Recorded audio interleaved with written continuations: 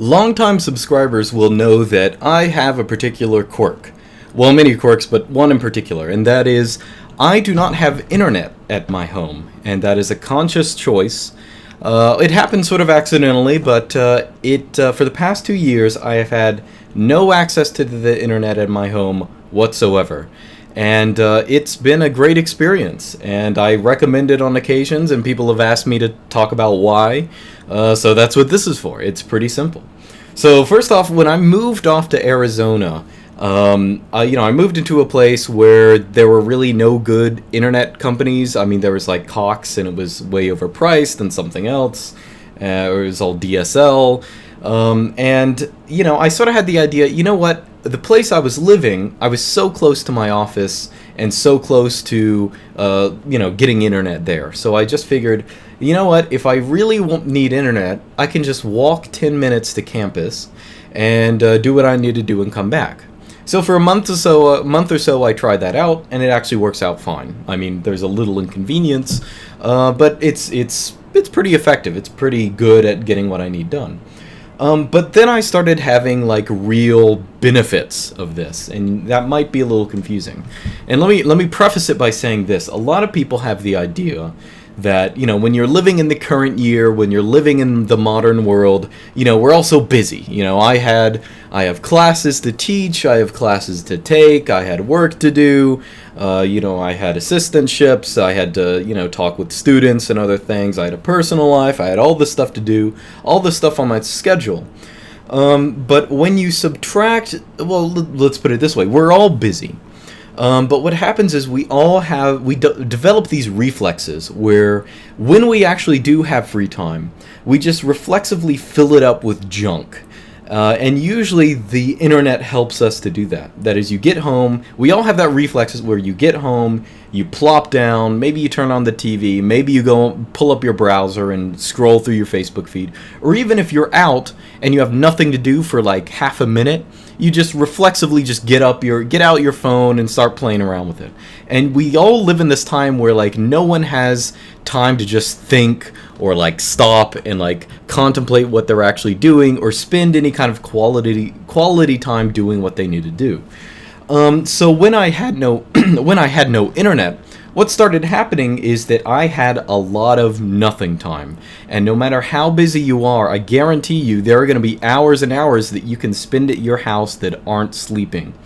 And so what I started doing is just tinkering with my computer, tinkering with my academic work, tinkering with other things. I actually started reading a lot of the books that I had, or, when you don't have the internet, you start investing your time in better things.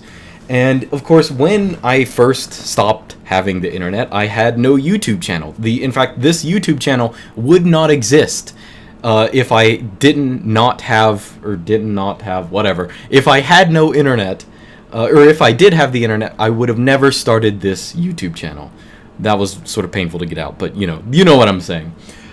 So why is that? The reason why is the reason I started really getting into Linux configuration, the reason I really started getting into Vim. I used it superficially before. I used LaTeX superficially before.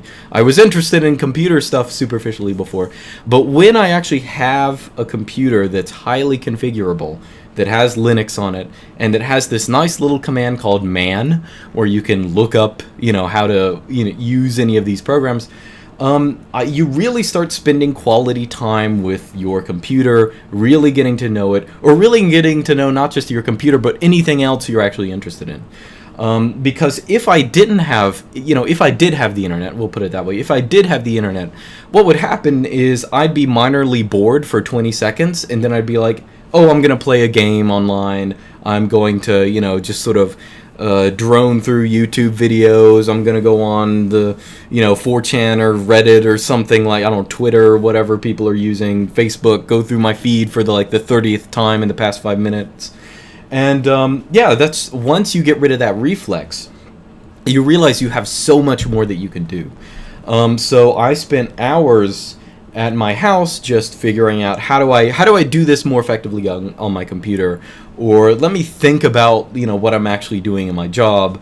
Let me read more. Let me actually. I don't want to say improve myself because that sounds a little wanky, but that is really what it was. It was like I'm actually maturing in a more real way than if I were just messing around. And there's no way that if I wanted to, I could not watch a bunch of Vine comps till 2 a.m. I also, even if I wanted to, I couldn't watch porn. Even if I wanted to, I couldn't, do all of these things. And once you take that away, it's fantastic. So this is where my YouTube channel came from. I started messing around with my system, messing around, people, every once in a while I get butthurt comments. You get butthurt comments for all kind of things. But one of them is, oh, you do this stuff so well, so you must be obsessed with it, and blah blah blah. I mean, even the stuff I do my YouTube channel on, I don't really give that much of a crap about it. I could probably live without a computer or anything else. But since I've had all this free time, I've really been able to excel, or at least dabble in things that look maybe difficult, but they're actually really easy and accessible.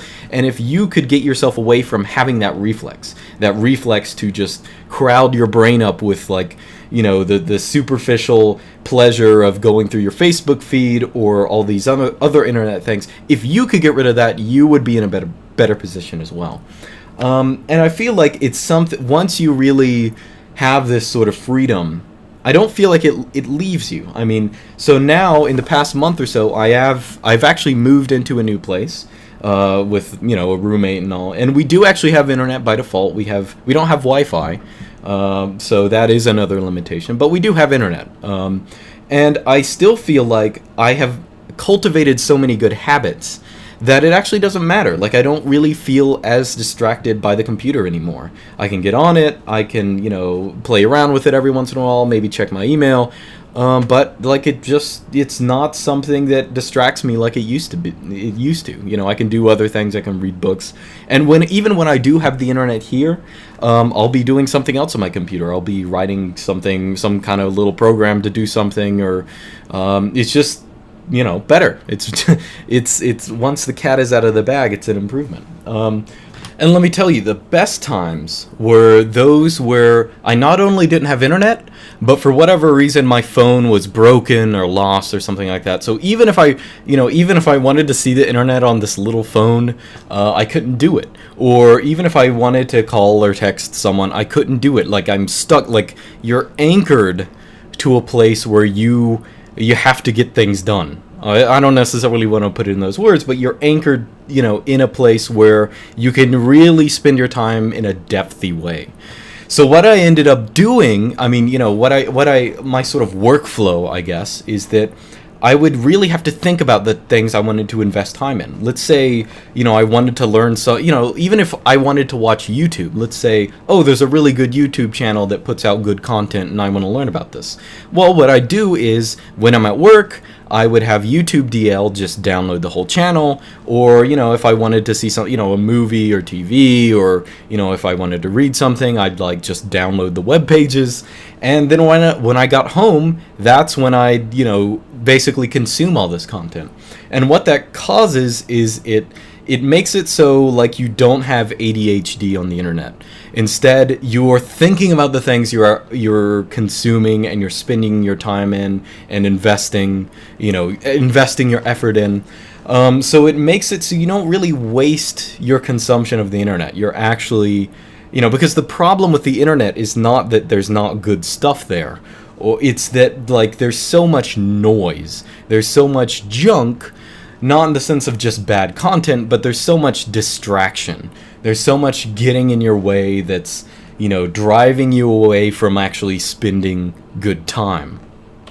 So anyway, I do recommend to all of my subscribers not just to limit your exposure to the internet, but really everything else in modern life, because a lot of it is just it's just like the equivalent of junk food. Your brain is looking to be occupied, and when you're doing something like going through your feeds and just sort of browsing Reddit or something, or 4chan, just without any mind to it, you're just sort of giving it junk food, and you could be doing a whole lot more.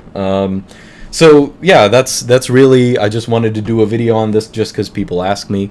I highly recommend it, and I really highly recommend cultivating a mindset where you're not drowned by the little nagging things of modernity. That's something that I recommend. But yeah, I guess that's about it. So, say what you think, do whatever you want, but that's my recommendations. So I'll see you guys next time. Have a good one.